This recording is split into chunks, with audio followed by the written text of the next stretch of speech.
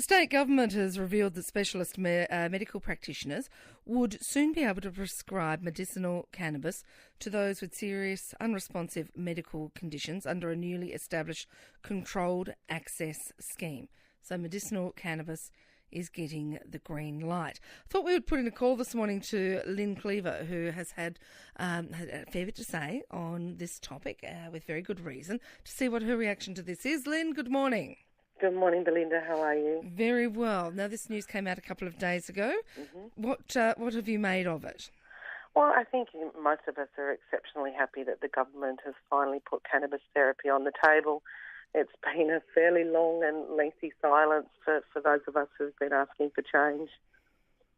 In terms of the change, what is your understanding about what the government's suggesting?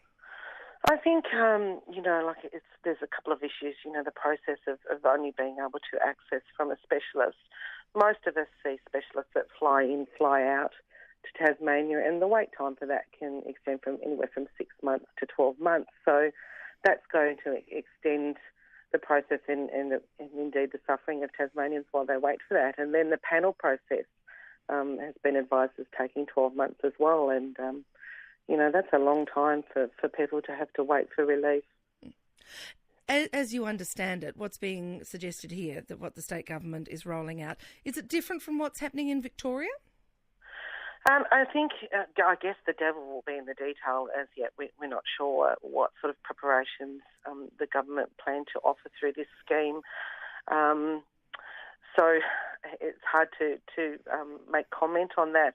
I think in Victoria it's much more restricted. I think the cohort is just kids with epilepsy to start with, and it's good that the government is looking at a broader approach when it comes to cannabis therapy in Tasmania.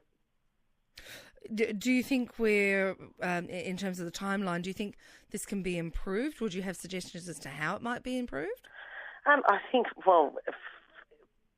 when it comes to our family, I think the best way it could be improved is that we were licensed to grow our medicines the same way as we do now, and we'll continue to do.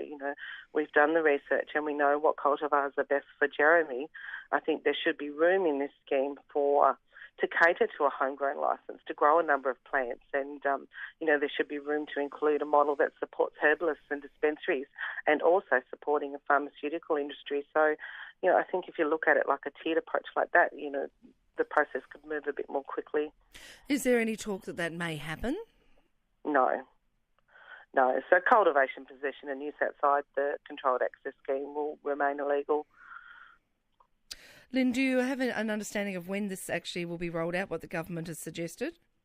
I think the plan is that it should come online sometime in 2017, but considering the movement in different states, Queensland, Victoria, New South Wales and now Tassie, that's a lot of cannabis that's going to be needed in order to make medicines for all of those states. And as it stands, I don't think anybody's planting anywhere near enough cannabis to cater for the need. And 2017 is still a good 7 months away. Yeah.